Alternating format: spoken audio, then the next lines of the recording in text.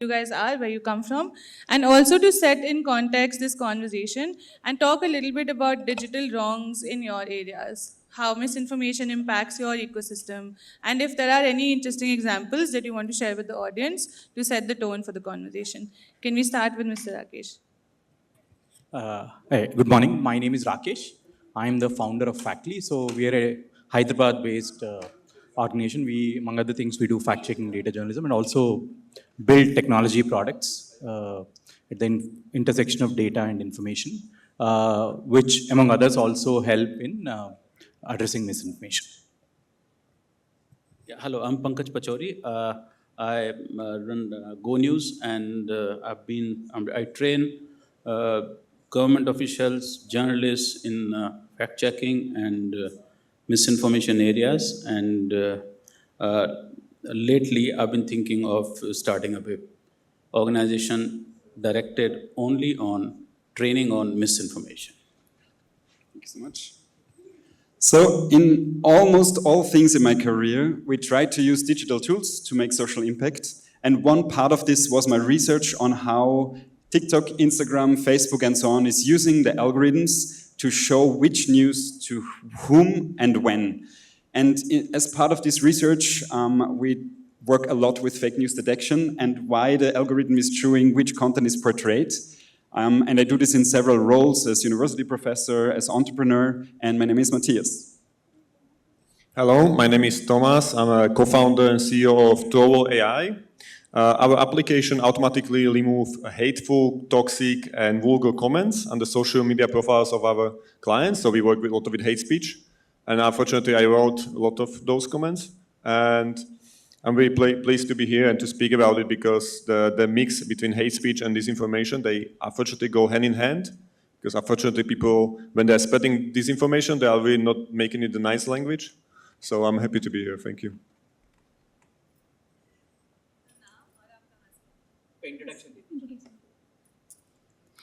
सभी को झारखंडी जोहार। मेरा नाम है सुमित्रा और मैं बोकारो झारखंड की रहने वाली हूँ और मैं अपना डीएफ के माध्यम से जुड़ी हुई हूँ। मैं जिस पद में काम कर रही हूँ इसका नाम है सी catalyst. Her name is Sumitra. She has joined us from a state in India called Jharkhand, and she said that she is working on a project called She Catalyst, which is a project that tackles misinformation and digital wrongs in the state of Jharkhand particularly. Thank you.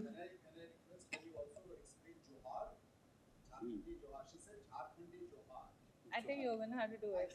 I don't know what that is. These are part of misinformation. That's the reason. She said Jharkhandi Johar. Jharkhand is a state. Jharkhandi means from Jharkhand, and Johar means welcome, greetings. So Johar is the word they use for namaste, right? In Jharkhand, it's a tribal area. It's all indigenous community. She also is part of indigenous community, and she's also a fact checker. Thank you. Okay, I think to begin with, so this is going to be an informal conversation. Oh, I'm so sorry. Right. Hello, everyone. My name is Jonan Katende from Uganda. I'm a youth ambassador, and in that part of East Africa, I work with building digital tools to empower both marginalized communities, that is decentralization of AI, coming up with USSD codes technology, as well as tools for urban use and development. I'm happy to be here. Thank you, and I'm so sorry. I think just some few pointers for the room also. This is an informal conversation. If you guys want to pitch in, please raise your hand. I'd be happy to give the mic to you as well. But I just want to understand the nuances when we talk about misinformation. जो छोटी-छोटी चीजें होती हैं गलत खबरों की, उसके बारे में बात करेंगे. So we'll start. I'll call out your name. I'll ask you a question. You can answer it. If you want to deflect it, you can give it to the audience. But to start with, I think I want to start with you, Jonah, because you bring in a perspective of another third world country. So whenever you talk about the African context, right, you said that you're integrating AI to tackle misinformation, but the country that I am in, the country that you are in right now, there is a little bit of a stigma and a little bit of this, like, this apprehension attached to using AI because it's developing so fast and the people don't really have access to that kind of development along with the technology when it's developing, right? So oftentimes they just consume it. So how do you tackle that challenge in Africa? Are people apprehensive of using AI? How do you integrate it into a digital ecosystem where a lot of people don't even have access to digital devices?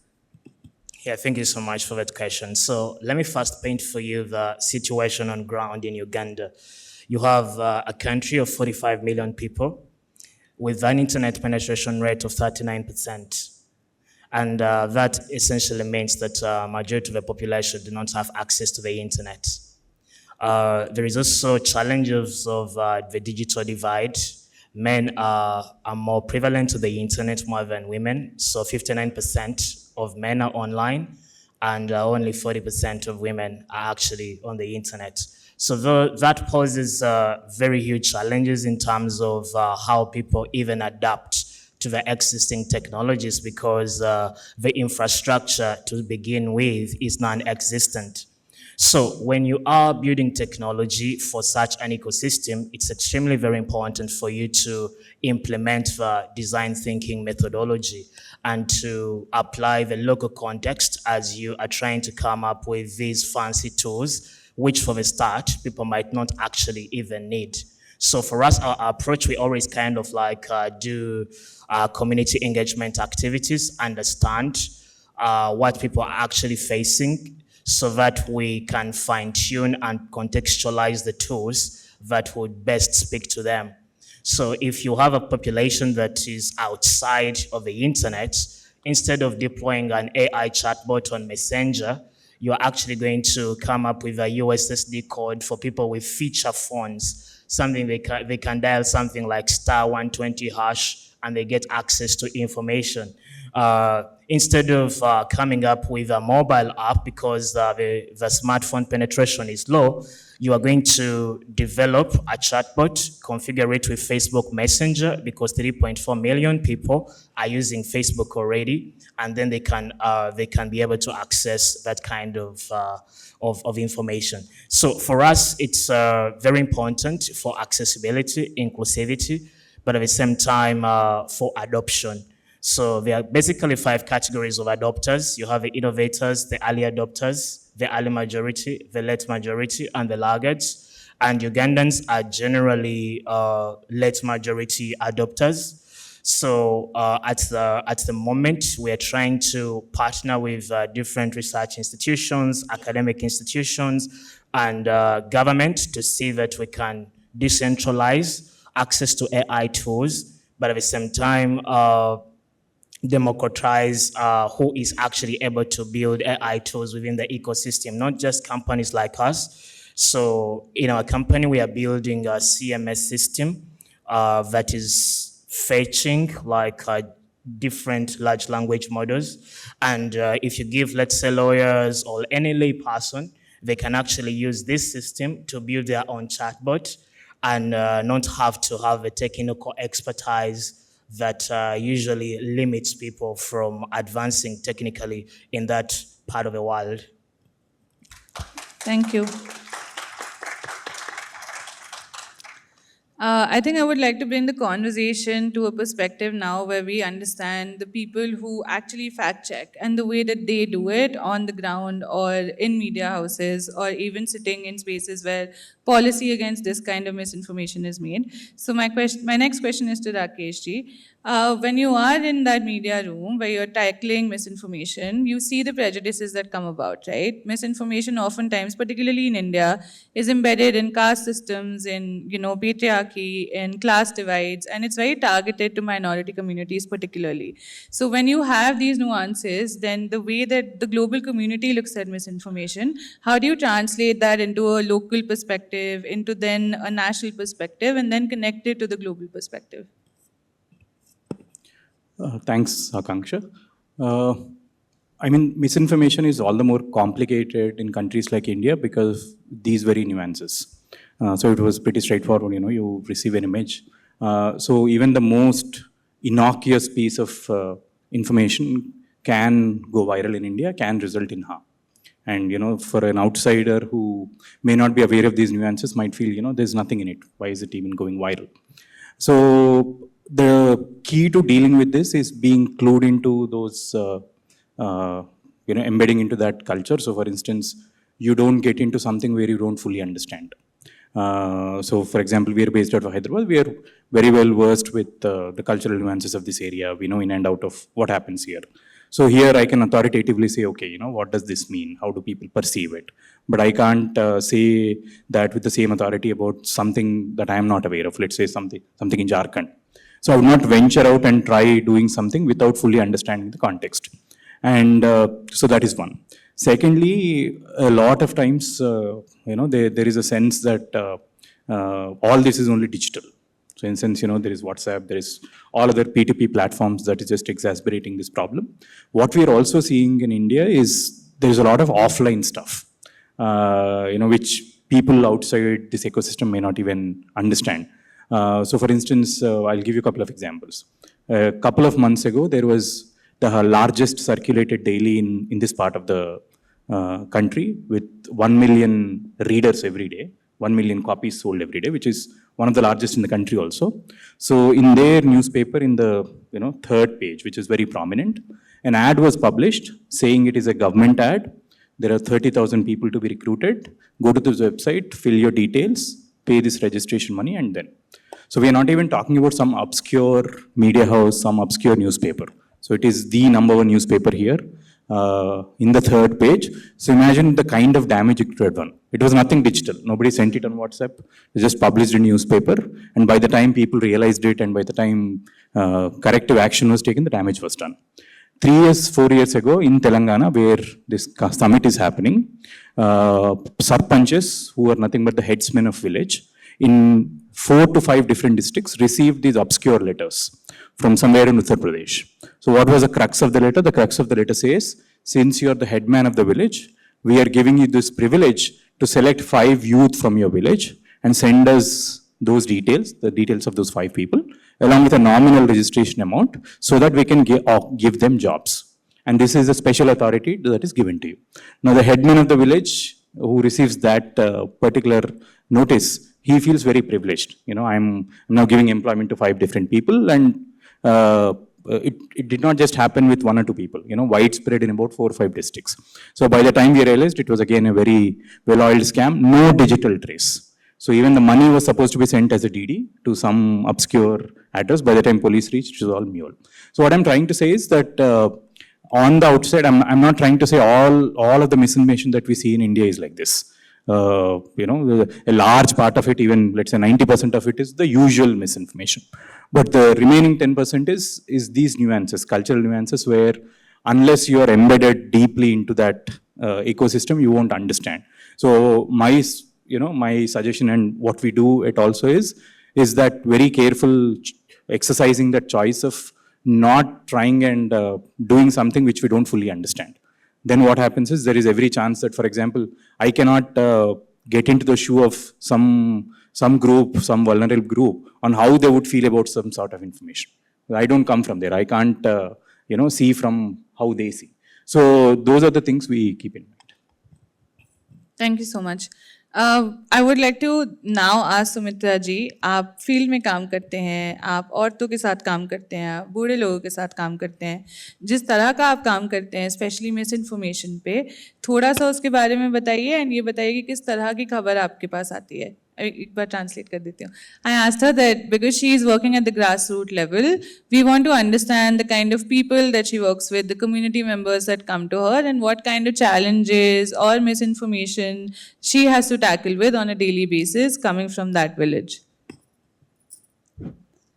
जैसे कि मैं centre चलाती हूँ, तो मैं basically जो काम करती हूँ, महिलाओं के पीछे काम करती हूँ. तो जैसे कि अभी मैया सम्मान योजना आया था, बहुत सारे दीदियों को खाता में पैसा नहीं आया था, तो बहुत सारे फेक लिंक आ रहा था. उसको टच करने से उसका बैंक, जितना भी बैंक में बैलेंस रहता है वो साफ हो जाता है. तो बहुत सारे दीदी मेरे सेंटर में आती है, तो उसको बताते हैं कि आप गलत जो भी आता है लिंक उसको टच मत कीजिएगा, अगर गलत नंबर से फ़ोन आता है तो रिसीव मत कीजिएगा, OTP मांगते हैं तो नहीं बताइएगा, क्योंकि सही उसको जानकारी पता होने के बाद ही कुछ कीजिएगा। कोई अगर आपको एड्रेस पता भी मांगता है, अकाउंट नंबर भी मांगता है कि दीदी आपका मेरा सामान का पैसा आया है, तो जिसका नहीं आया वो बोलते नहीं आया है। तो इस तरह का मेरे फील्ड में बहुत सारे दीदियों का हुआ है।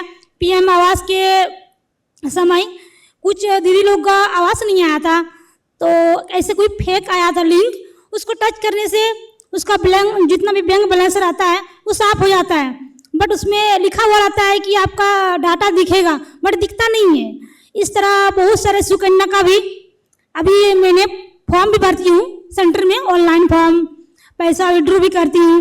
तो बहुत सारे दीदी मेरे पास आती है सलाह लेने के लिए, हम सारे दीदियों को सलाह देते हैं।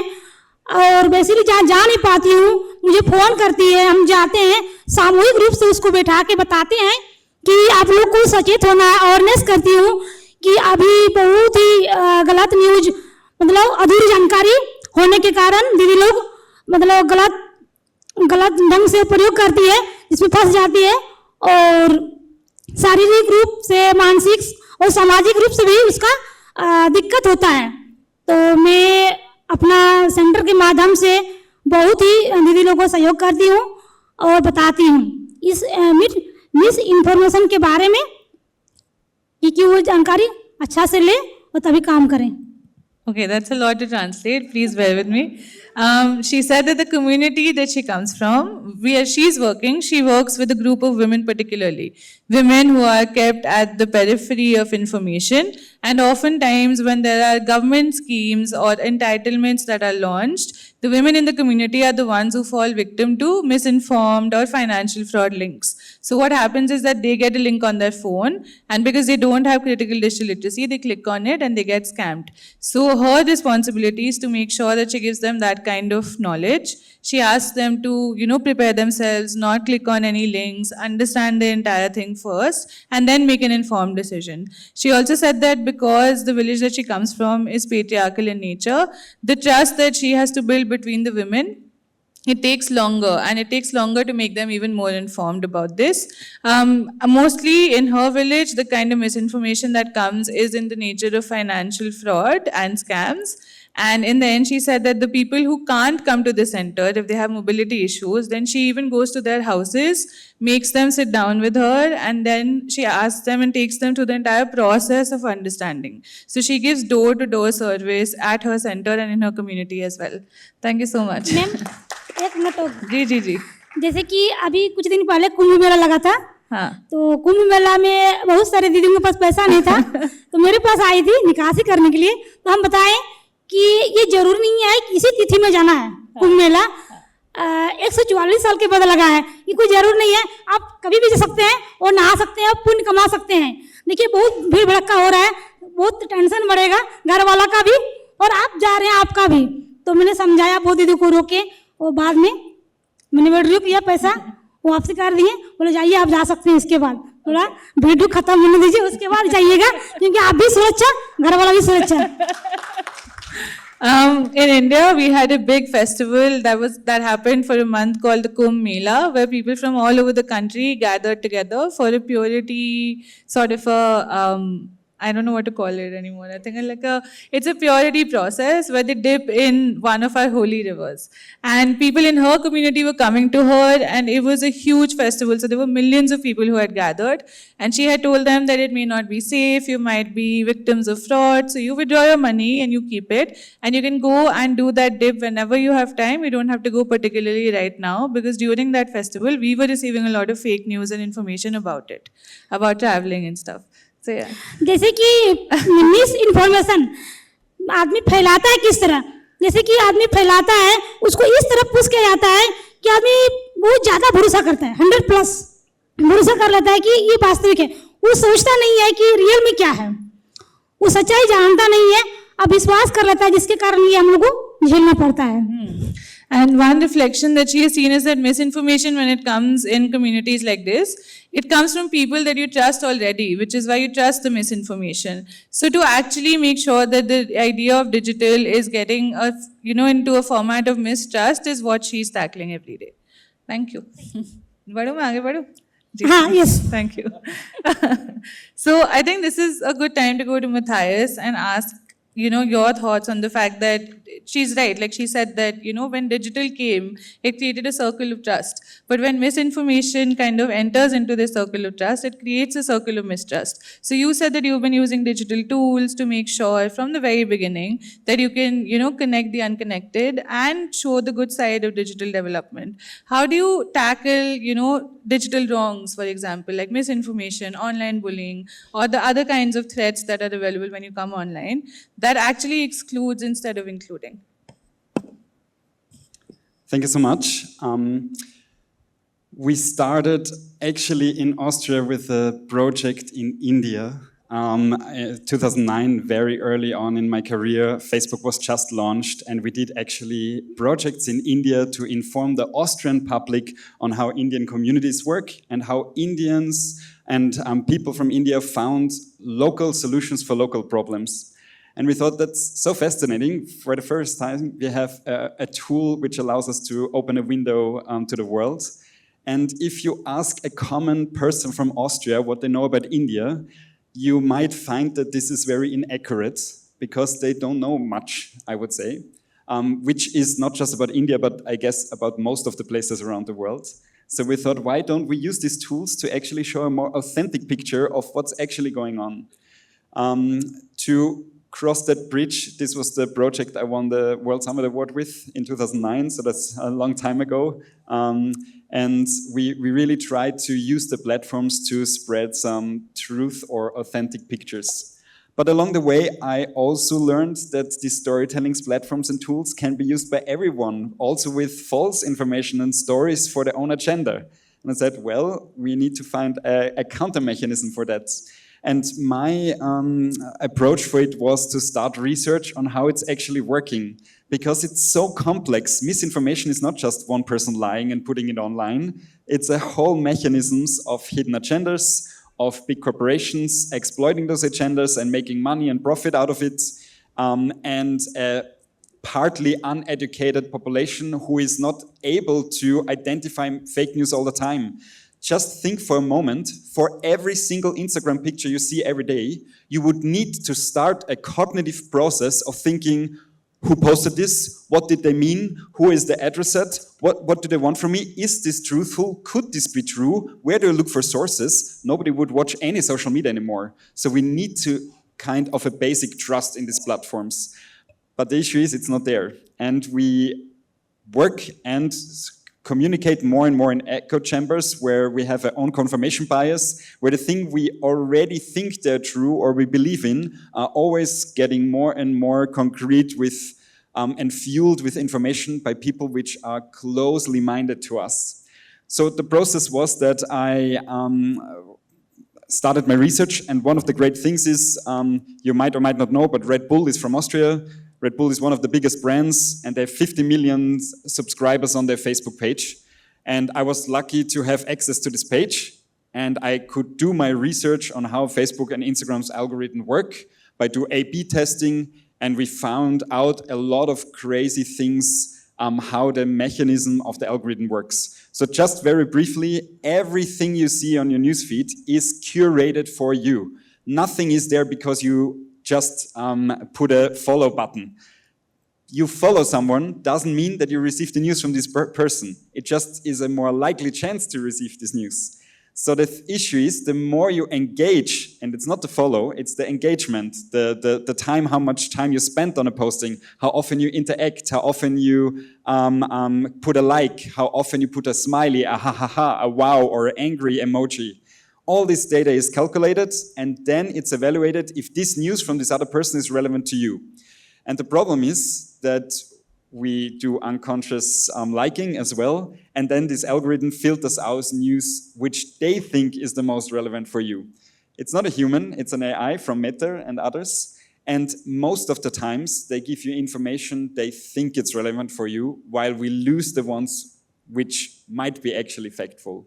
So if you already believe that the cookie monster will crawl in the night into your house and steal all your cookies, and you see a posting suggesting that, then there is a higher chance you believe it, because now you thought that idea and now you see it online. So I think, okay, I thought that all the way along. And this is exactly the issue. At the moment, it's a super complex problem, and I wish I could have a simple solution. There are solutions like yours, which is part of the game, but it's much more complex. We need high legislation. We need legislation of the big players. We need education where there is a minimum of digital competence in all schools and all for all access groups where needed. There is also a lot of looking into ourselves and thinking, when I see something, is this a little bit believable? So especially with news, maybe not so much with the friends, but there are so many layers, and each layer needs to take a step to do it. There is not the one solution for everyone.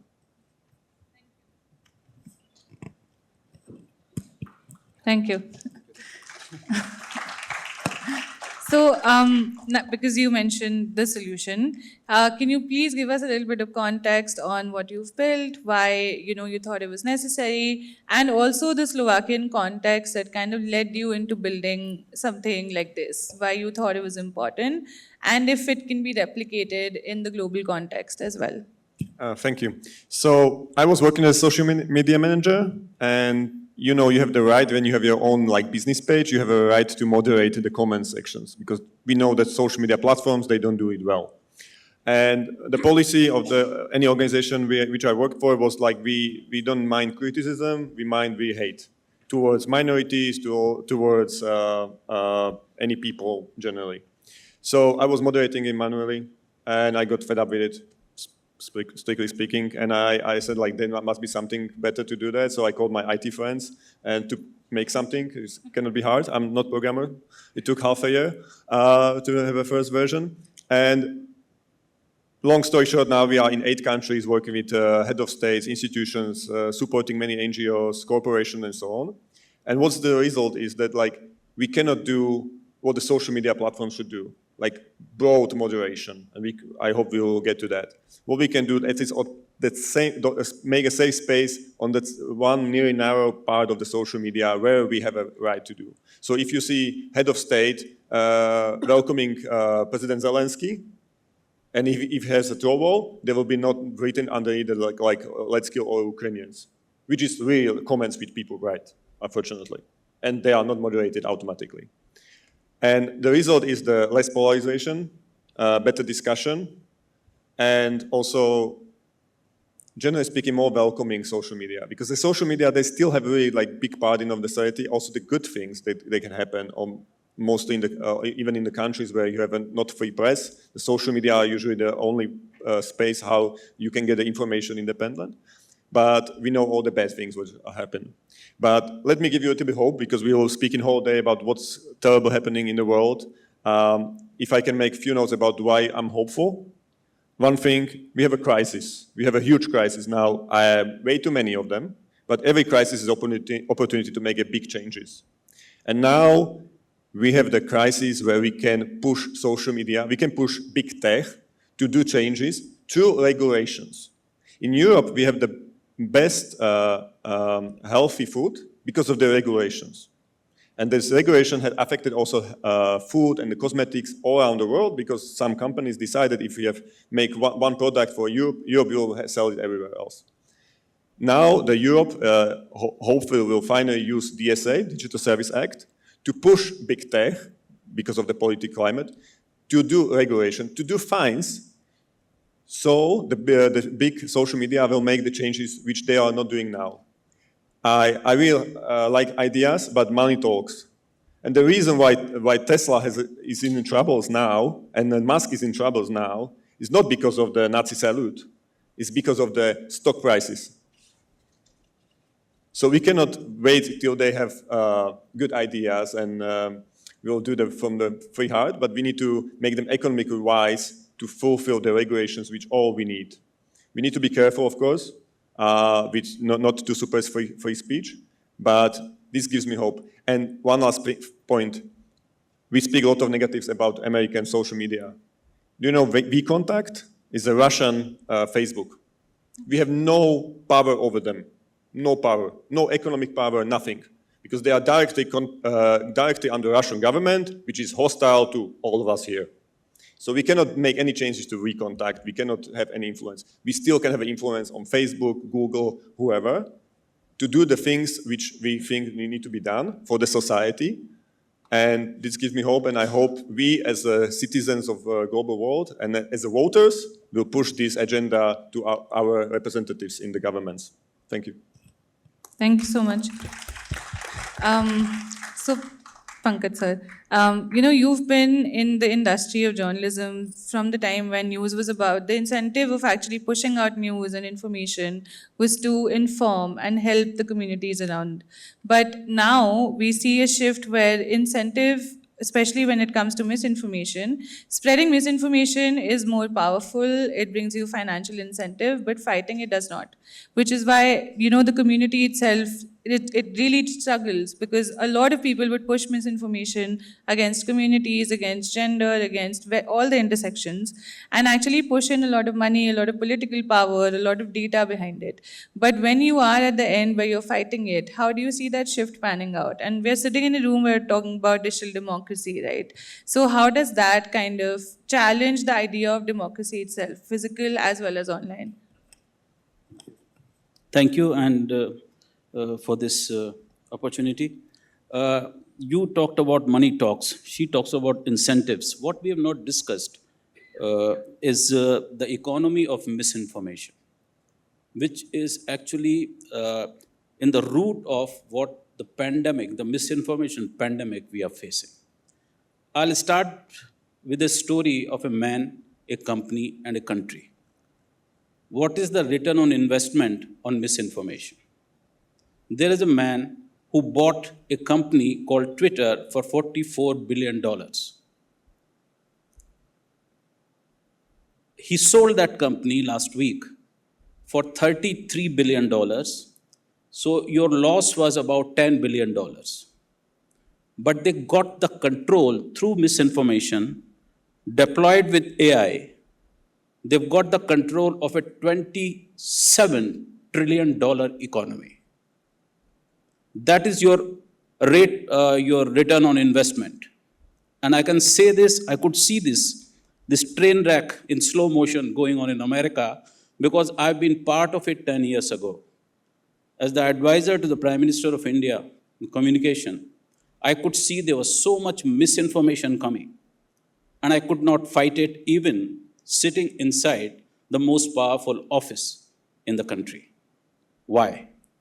Because misinformation sells better and faster than good information. There used to be an economist called Gresham. He used to say that the bad currency puts good currency out of circulation. And we are seeing it all over the world, that the good information is being put out of the circulation by the bad information. Make America great again. That's what this solved, because the underlying sentiment was that America is not great. Though the truth that time was that in the last 30 years, the GDP of America has become almost the double of an entire Eurozone. At the time of Reagan and Thatcher, they were almost the same. The per capita income of America was more than double than Japan since 1980. But since it was a negative thought, make America great again, it presumes that America is not great. And that's how they sold it. I could see it like crystal clear, because we were sold in India a slogan called Achhe Din. Between 2004 and 2014, the per capita income of Indians trebled. It went up 3x. So what are you talking about when you are talking about good days? Those are the good days. In the next 10 years, it's not even doubled. So that's how misinformation sells. I was talking to someone from neurosciences the other day, earlier this thing, Darshan, that it's all on your psychology. what you were talking about, that how you sell things basically on human psychology. Right now, India is the second largest consumer of online information in the world, next to China. We created 1.3 trillion hours of content online. And these are the figures from E&Y study for Federation of Indian Chamber of Commerce and Industry. 1.7 trillion hours of content was created, out of which 87% was ASMR. So this great country with a great demographic dividend is ruining that on Facebook Reels. If you go to any of the Facebook in India, do a study, a meta study of this thing, of the Facebook, of Twitter, X, and all that, it's basically a huge number, what Osama was talking about, that out of the 900 million people in Indian rural areas, only 122 are connected or doing financial transaction. You know why? Because those are the people actually who are getting the government payments on National Rural Guarantee Scheme, MNRGA. And that's why they are connected. And 87% of these people are basically making reels all day. India's demographic dividend, which we've been talking about, is all but gone. Our window is closing very fast. 1 billion Indians earn less than $1,000 a year. A year. Okay? And those are the people who cannot afford smartphones. Those are the people who cannot afford the cheapest of your digital plans. And we are not just talking about that. Now, decentralizing truth and fighting misinformation, how do we do this? This is a huge thing. This is like a cloud which is getting darker and darker. What do we do? I, in my 40 years of journalism, has found one thing, that the only antidote to misinformation is more information and good information. And I'm really, really glad to be in the company of all of you people who are working on that. I mean, this is what we need, these kind of startups in India in millions. And thank you for that. But how do you scale this good information thing? There's a Greek proverb that the fish starts to rot from the head. And that is what we are seeing all over the world. Be it Putin, be it Trump, be it our Prime Minister Modi, be it Xi, everywhere governments' heads are misinforming people. So how do we fight it? We can only fight it if we get together. We can only fight it if I train government officials from different countries. I've done about 250 of them from different countries, from Guyana to Vietnam, and they come from the officials' offices of the presidents and prime minister to India under a G20 program. And I tell them that stop this process of misinforming from the top. That is the only way we can fight it. I'll just give you a personal story. From 2009 onwards, the UNICEF, with the help of Oxford University and the Reuters Thomson Foundation, we had created a module of misinformation in health reporting. 1,200 journalists I personally trained on that how not to report on health, misreport on health. The government stopped the grant. After 1,200 people, I thought this was a permanent thing. This is a module which was created after so much work, and they stopped it. I said, what are you doing now? He said, they've hired ENY to do the same thing.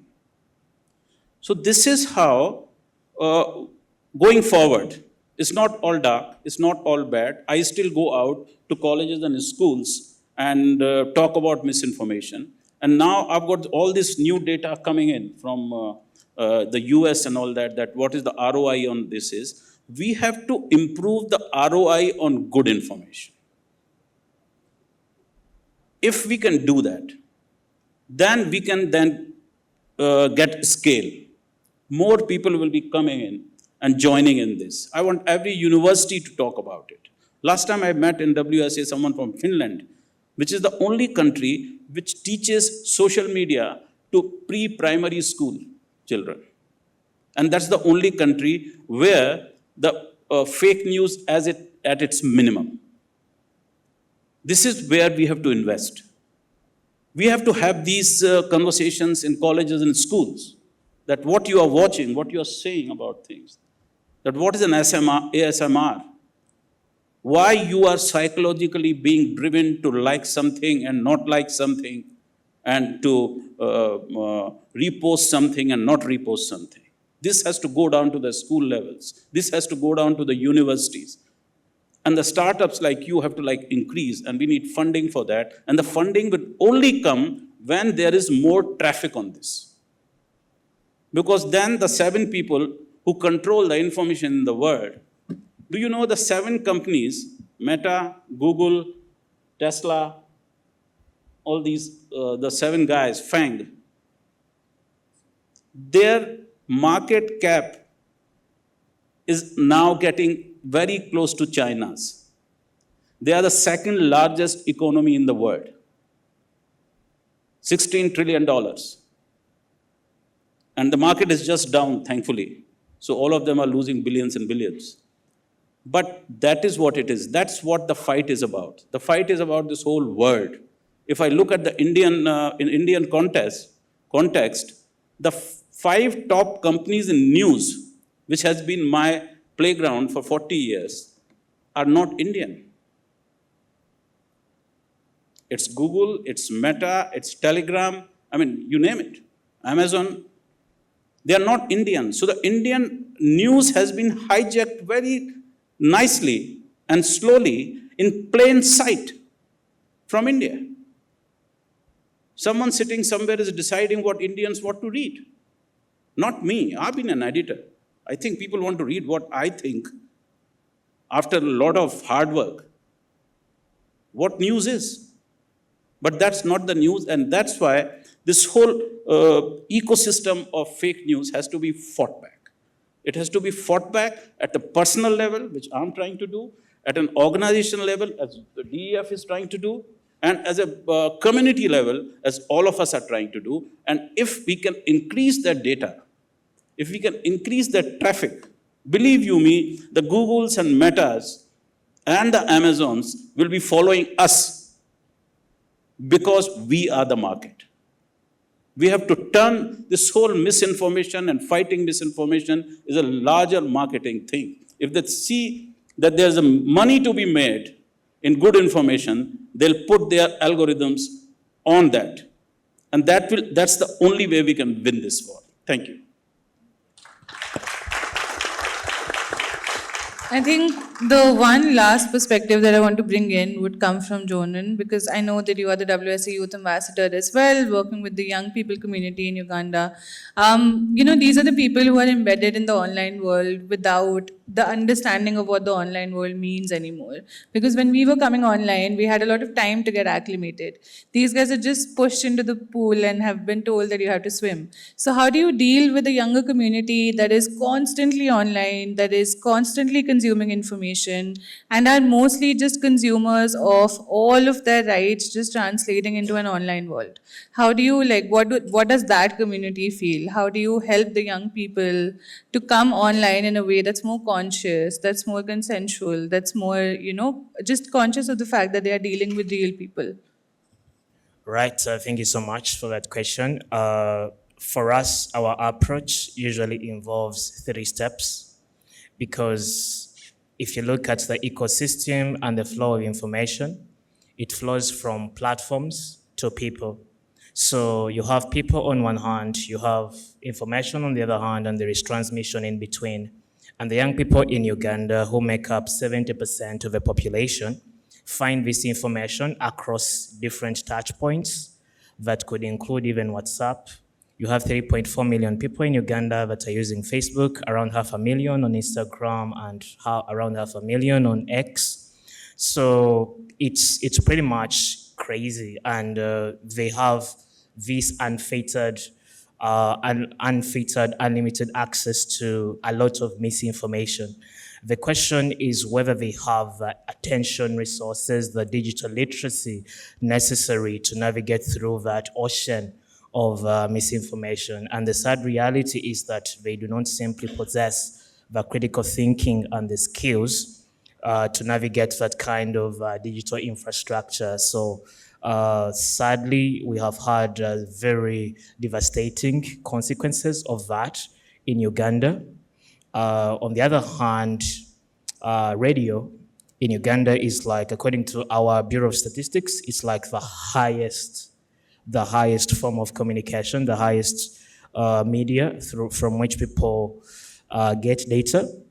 So what we did with some friends of mine, we built a radio streaming pipeline. This is something that had been done by UN Global Pulse in 2014 as an initiative of the UN Secretary General.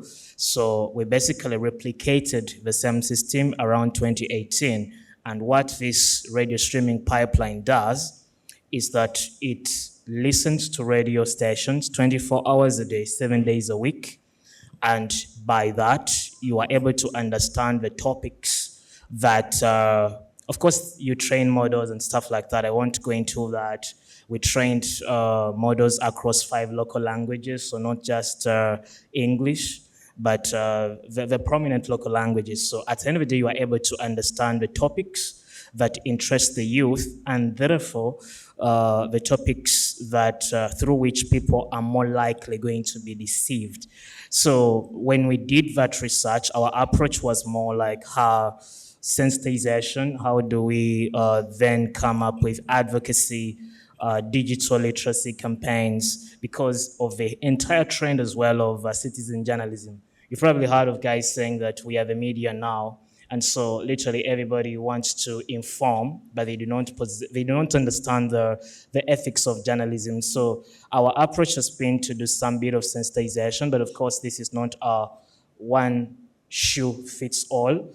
We try what we can, and we come up with different guidelines. So right now we're trying to petition the ministry, and my friend Donald is there. He works closely with the Office of the Prime Minister. So we're trying to see how to integrate these kinds of digital literacy ethics into school curriculums, like what he talked about is happening in Finland. And by that, we'll be able to rescue pretty much an entire generation of people that is falling prey to this kind of thing.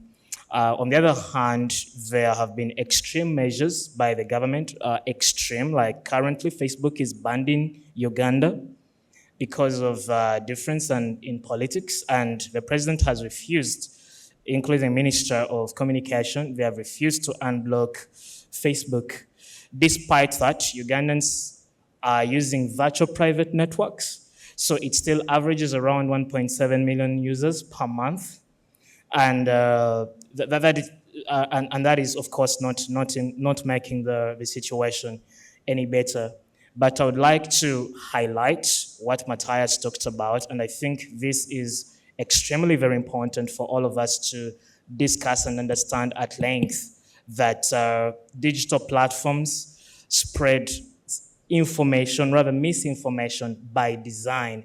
It's not by chance that you have this post that is showing up in your face, the autoplay features that expose you to information that you were not otherwise not going to see, the trending lists because the algorithm cannot differentiate between fake or disinformation or misinformation. It recommends content that is popular, and that gives you more exposure. So to misinformation, and what Thomas is doing around fact checking, we have tried to do such things in Uganda, but they are not as effective, not because of the technology per se, but because by the time you fact check, the post has already moved miles. And so you're basically trying to do digital control. The people who had to see this have already seen it. So it's a plethora of strategies at different levels that we're trying to implement within not just the Ugandan ecosystem. We've also done some little work in DRC and rather Rwanda. So yeah, that's pretty much really what I can say about that. Thank you. Thank you so much. I have 1,000 more questions, but I'm sure we're all hungry and we have food served on the 5th floor. So thank you to the panelists for joining me. I'm very sorry for cutting this conversation short, but all of these guys are going to be available and please disturb them while they're eating. Thank you so much.